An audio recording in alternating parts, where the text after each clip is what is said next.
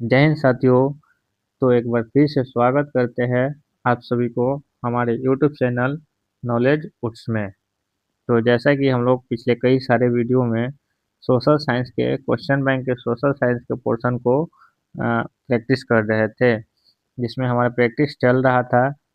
लेकिन अभी इधर कुछ दिनों से किसी कारणवश, किसी न किसी इशू के कारण हम वीडियो शूट नहीं कर पा रहे थे, जिसके कारण वीडियो आप लोग को नहीं मिल पा रहा था।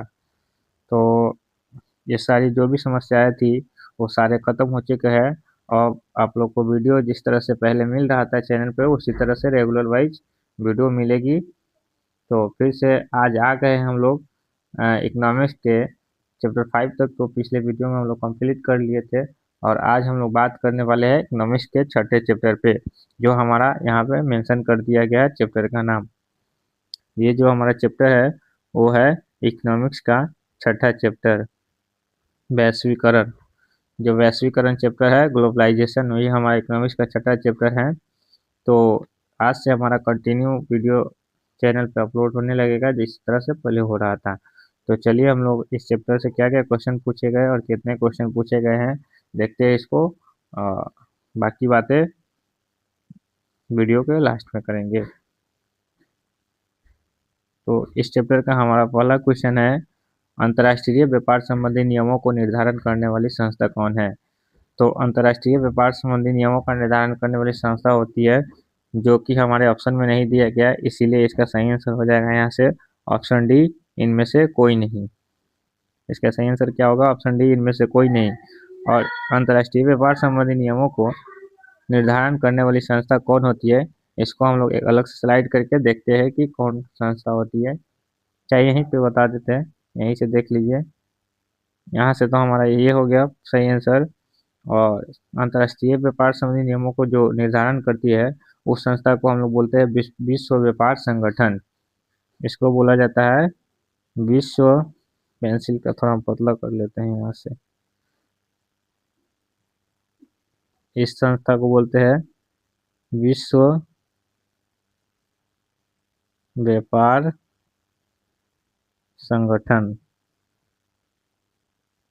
विश्व व्यापार संगठन बोला जाता है, जिसका इंग्लिश मीनिंग होता है वर्ल्ड ट्रेड ऑर्गेनाइजेशन, जिसको शॉर्ट फॉर्म में लिखा जाता है WTO,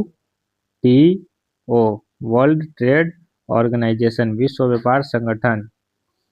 तो ये संस्था है जो क्या है, अंतर्राष्ट्रीय व्यापार संबंधी नियमों को निर्धारण करती है। अगला क्वेश्चन देखते हैं। तो दूसरा क्वेश्चन है हमारा, नई आर्थिक नीति में किसे सम्मिलित नहीं किया गया है।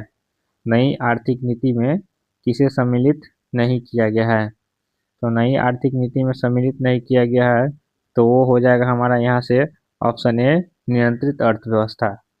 अब क्या होगा ऑप्शन ए, नियंत्रित अर्थव्यवस्था। तो यहाँ से देखते हैं हम लोग, नई आर्थिक नीति में किसी किसे सम्मिलित किया जाता है, किसी किसे सम्मिलित किया जाएगा वो पता चल जाएगा। तो यहाँ से हम ये भी देख सकते हैं कि इसमें से कौन हमारा सम्मिलित नहीं होगा। तो नई आर्थिक नीति में सम्मिलित किया जाता है, सम्मिलित किया जाता है, उसका नाम हम यहाँ पे सबको मेंशन कर देते हैं। तो नई आर्थिक नीति में उदारीकरण को सम्मिलित किया जाता है, उदारीकरण। और क्या और होता है, निजीकरण को, निजीकरण को क्या है, सम्मिलित किया गया है। और वैश्वीकरण को सम्मिलित किया गया है, वैश्वीकरण क्या है, इन सभी को सम्मिलित किया गया। उदारीकरण, निजीकरण, वैश्वीकरण को सम्मिलित किया गया है किसमें, नई आर्थिक नीति में। तो इसलिए क्या होगा, यहाँ पे हमारा जो नियंत्रित अर्थव्यवस्था, यहाँ पे देखिए उदारीकरण भी ऑप्शन में है, वैश्वीकरण भी है, क्या है हमारा निजीकरण ऑप्शन में नहीं दिया गया है। निजीकरण के क्या दिया, निजीकरण की जगह पे हमारा दिया गया है यहाँ से नियंत्रित अर्थव्यवस्था। तो हमारा क्या होगा, नियंत्रित अर्थव्यवस्था का क्या है, नई आर्थिक नीति में सम्मिलित नहीं किया जाएगा। यहाँ से हमारा नियंत्रित अर्थव्यवस्था को क्या किया जाएगा, नई आर्थिक नीति में सम्मिलित नहीं किया जाएगा। और इस सब का इंग्लिश हम बोल देते हैं, आप लोग सुन लीजिएगा। उदारीकरण का क्या होता है, उदारीकरण का होता है लिबरलाइजेशन। और निजीकरण का होता है प्राइवेट, निजीकरण का इंग्लिश क्या होता है, तो उसका होता है प्राइवेटाइजेशन। निजीकरण का, और वैश्वीकरण का होता है ग्लोबलाइजेशन। इन सारा का इन तीनों को शॉर्ट में बोला जाता है क्या, इसका शॉर्ट नेम जो होता है उसको बोला जाता है एलपीजी। इन तीनों को जो शॉर्ट में लिखते हैं उसको बोलते हैं एलपीजी। इसी का फुल फॉर्म होता है लिबरलाइजेशन, प्राइवेटाइजेशन और ग्लोबलाइजेशन। इसका, और हमारा क्वेश्चन पूछ दे कि नई आर्थिक नीति को कब लागू किया गया, तो वो होगा हमारा 1991 ईस्वी में। 1991 में, सॉरी यहाँ से थोड़ा गलत लिखा गया, 1991। नई आर्थिक नीति को भारत में लागू कब किया गया पूछा जाए तो क्या होगा, 1991। ये भी ध्यान रखना है। तो चलिए अब नेक्स्ट क्वेश्चन देखते हैं। क्वेश्चन नंबर 3 हमारा, क्वेश्चन नंबर 3 है, निम्न में कौन विदेशी ब्रांड नहीं है। बताना है कि इनमें से कौन है जो विदेशी ब्रांड नहीं है, यानी कि हमारा देसी ब्रांड है। तो इसमें देखिए हुंडई क्या है, ये सब क्या दिख रहा है, हुंडई विदेशी ब्रांड, हुंडई भी दिख रहा है, ये क्या विदेशी ब्रांड है। टोटा विदेशी ब्रांड, फोर्ड विदेशी ब्रांड। ये हमारा टाटा क्या है, टाटा हमारा एक देसी ब्रांड है। टाटा रतन को आप लोग जानते होंगे, जिनके कंपनी का नाम है टाटा, तो क्या है हमारे अपने देश का है, तो क्या है हमारा देसी ब्रांड है। तो इसमें पूछा है निम्न में कौन विदेशी ब्रांड नहीं है, यानी कि हमारे देश का कौन कंपनी है, कौन ब्रांड है, तो वो है हमारा टाटा कंपनी। तो क्या होगा, इस क्वेश्चन का हमारा सही आंसर हो जाएगा ऑप्शन डी, टाटा। अगला क्वेश्चन, क्वेश्चन नंबर 4, नई आर्थिक नीति में किसे सम्मिलित किया गया है। नई आर्थिक नीति में किसे सम्मिलित किया गया, अभी हम लोग पीछे इस पे डिस्कस किए हैं कि नई आर्थिक नीति को कब अपनाया गया भारत में, तो अपनाया गया 1991 में। और इसमें किन किन चीज़ों को सम्मिलित किया गया है, तो इसमें सम्मिलित किया गया उदारीकरण को, निजीकरण को और वैश्वीकरण को। इसीलिए इसका सही आंसर क्या हो जाएगा, ऑप्शन डी, इनमें से सभी। इनमें तीनों को क्या किया है, नई आर्थिक नीति में सम्मिलित किया गया है। अभी पीछे डिस्कस किए हैं इस पे पूरे बढ़िया से, और ये क्वेश्चन फिर से यहाँ पे आ गया दूसरे तरीका से। तो अगला क्वेश्चन देखते हैं, क्वेश्चन नंबर 5। क्वेश्चन नंबर 5 है हमारा, वैश्वीकरण के मुख्य अंग कितने हैं। वैश्वीकरण के मुख्य अंग कितने हैं, तो इस क्वेश्चन को थोड़ा ध्यान देने की बात ये है, ये क्वेश्चन पूछा गया है कब कब, वो भी मेंशन यहाँ पे कर दिया गया है। और इस क्वेश्चन में ध्यान देने वाली बात ये है कि इस क्वेश्चन का आंसर कहीं पे 3 भी दिया गया है, कहीं पे 4 भी दिया गया और कहीं पे 5 भी दिया गया है। कहीं पे 3 और कहीं पे 4 और कहीं पे 5 दिया गया है। तो हम, यानी कि बिहार बोर्ड के अनुसार, यानी क्वेश्चन बैंक में जो आंसर दिया है उसके अनुसार इसको हम 5 आंसर मान के चलेंगे, क्योंकि बिहार बोर्ड के अनुसार इसको सही माना गया है। इसीलिए वैश्वीकरण के मुख्य अंक कितने मान के चलेंगे, 5 मान के चलेंगे। हमको अगर आंसर टिक करना होगा डायरेक्टली तो क्या करेंगे, 5 आंसर टिक करेंगे। अगला क्वेश्चन है हमारा क्वेश्चन नंबर 6, निम्नलिखित में क्या नई आर्थिक नीति का अंग नहीं है। निम्नलिखित में क्या नई आर्थिक नीति का अंग नहीं है। ये भी क्वेश्चन अभी नई आर्थिक नीति के बारे में अभी हम लोग डिस्कस किए पीछे, तो आप लोग इसका आंसर देखिए, आंसर करिए क्या होगा। नई आर्थिक नीति को अपनाई कब गई, तो ये क्वेश्चन अभी डिस्कस किया है कि 1991 में अपनाई गई भारत में, ठीक। और इसमें क्या इसका अंग नहीं कह रहा, नई आर्थिक नीति में क्या, निम्नलिखित में क्या नई आर्थिक नीति का अंग नहीं है। तो क्या है नई आर्थिक नीति का अंग, कौन कौन है, अभी पढ़े हम लोग, निजीकरण, वैश्वीकरण और उदारीकरण, ये तीनों क्या है, नई आर्थिक नीति का अंग है। और पूछ रहा है क्या नहीं है, तो जो बच गया वो क्या हो जाएगा, नई आर्थिक नीति का अंग नहीं होगा। तो हमारा सही आंसर क्या होगा, ऑप्शन सी, राष्ट्रीयकरण। नई आर्थिक नीति का अंग क्या नहीं होगा इसमें, तो ऑप्शन सी, राष्ट्रीयकरण। Next question, question number 7 question हमारा, वैश्वीकरण का अर्थ क्या होता है। तो वैश्वीकरण का अर्थ होता है, वैश्वीकरण का अर्थ होता है दुनिया के देशों में आर्थिक, सामाजिक, तकनीकी और सांस्कृतिक रूप से जुड़ जाना।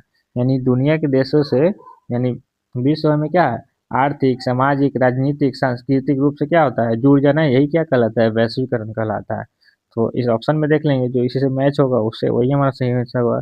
तो इसका कह रहा है वैश्वीकरण का अर्थ तो यातायात पर नियंत्रण तो नहीं हो सकता, फिर निर्यात पर नियंत्रण ये भी नहीं हो सकता, ये भी हमारा गलत है। तो हमारा यहाँ से सही आंसर हो जाएगा क्या, ऑप्शन सी। विश्व अर्थ क्या कर रहा है, ऑप्शन सी, विश्व अर्थव्यवस्था से समन्वय, यानी कि विश्व में अर्थव्यवस्था के बारे में क्या हो रहा है, समन्वय, यानी कि विश्व में अर्थव्यवस्था के बारे में पूरे विश्व में जुड़ना, सारे देशों से अर्थव्यवस्था के बारे में सारे देशों से जुड़ना, यानी विश्व अर्थव्यवस्था में समन्वय। तो ये क्या हो जाएगा, हमारा सही आंसर हो जाएगा option C. Next question, question number 8, निम्न में कौन बहुराष्ट्रीय कंपनी है। यहाँ से एक बात ध्यान देने वाली है, बहुराष्ट्रीय कंपनी, बहुराष्ट्रीय कंपनी किसको कहा जाता है, तो बहुराष्ट्रीय कंपनी वैसे कंपनी जो क्या है, एक से ज्यादा देशों में काम करती है। बहुराष्ट्रीय कंपनी का मतलब होता है जो एक से ज्यादा देशों में काम करती है, उस कंपनी को क्या कहा जाता है, बहुराष्ट्रीय कंपनी। तो इसमें से हम देखेंगे कि कौन सा कंपनी है जो कि एक से ज्यादा देशों में काम करती है। तो ये फोर्ड मोटर्स क्या है, ये भी एक से ज्यादा देशों में काम करने वाली कंपनी है। सैमसंग भी एक से ज्यादा देशों में काम करने वाली कंपनी है, जैसे कि सैमसंग विदेशी कंपनी है, हमारे इंडिया में भी काम करता है और दूसरे देशों में भी काम करता होगा। उसी तरह से कोका कोला एक से ज्यादा दूसरे देशों में ज्यादा देशों में काम करने वाली कंपनी है, इसीलिए इसका सही आंसर हो जाएगा ऑप्शन डी। क्या है, इनमें से जो भी कंपनी है क्या है, बहुराष्ट्रीय कंपनी है, क्योंकि एक से ज्यादा देशों में काम कर रही है अभी, इसीलिए इसका सही आंसर होगा ऑप्शन डी, इनमें से सभी। अगला क्वेश्चन है हमारा क्वेश्चन नंबर 9। क्वेश्चन नंबर 9 है, WTO विश्व व्यापार संगठन, अभी बताए थे WTO का फुल फॉर्म क्या होता है, WTO नहीं, WTO का फुल फॉर्म अभी नहीं बताया। WTO का इंग्लिश हिंदी मीनिंग होता है विश्व व्यापार संगठन, यानी विश्व व्यापार संगठन की स्थापना किस वर्ष की गई। तो WTO का हिंदी मीनिंग क्या हो गया, विश्व व्यापार संगठन। और इसका फुल फॉर्म पूछ दिया जाए कि WTO का फुल फॉर्म क्या होता है, तो इसका फुल फॉर्म होता है वर्ल्ड ट्रेड ऑर्गेनाइजेशन। इसका फुल फॉर्म क्या होता है, वर्ल्ड वर्ल्ड ट्रेड ऑर्गेनाइजेशन। बोल दे रहे हैं आप लोग, ध्यान दे लीजिए, सुन लीजिए, लिखने में थोड़ा दिक्कत हो रहा है। WTO का फुल फॉर्म होता है वर्ल्ड ट्रेड ऑर्गेनाइजेशन, इसका हिंदी मीनिंग होता है विश्व व्यापार संगठन। पूछ रहा है कि विश्व व्यापार संगठन की स्थापना किस वर्ष की गई, तो विश्व व्यापार संगठन की स्थापना की गई 1995 में, ऑप्शन ए। कब की गई थी, 1995, option A. Next question, question number 10, विश्व व्यापार संगठन का मुख्यालय कहाँ है। विश्व व्यापार संगठन का मुख्यालय क्या है, इसको शॉर्ट फॉर्म में क्या बोलता है, क्या बोला जाता है, WTO, वर्ल्ड ट्रेड ऑर्गेनाइजेशन। तो विश्व व्यापार संगठन का मुख्यालय है ऑप्शन सी, जेनेवा। कहाँ है, तो वो है option C, Geneva. Next question, question number 11 हमारा, सरकार द्वारा लगाए गए अनावश्यक नियंत्रणों तथा प्रतिबंधों को हटाना क्या कहलाता है। तो सरकार द्वारा लगाए गए अनावश्यक नियंत्रणों तथा प्रतिबंधों को हटाना कहलाता है हमारा उदारीकरण। इसको क्या कहा जाता है, तो ये कहलाता है हमारा उदारीकरण, ऑप्शन बी।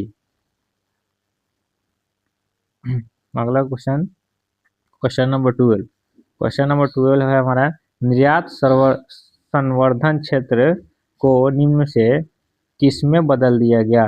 निर्यात संवर्धन क्षेत्र जो था EPZ, उसको निम्न से किसमें बदल दिया गया, तो उसको बदल दिया गया किसमें, विश्व आर्थिक क्षेत्र में।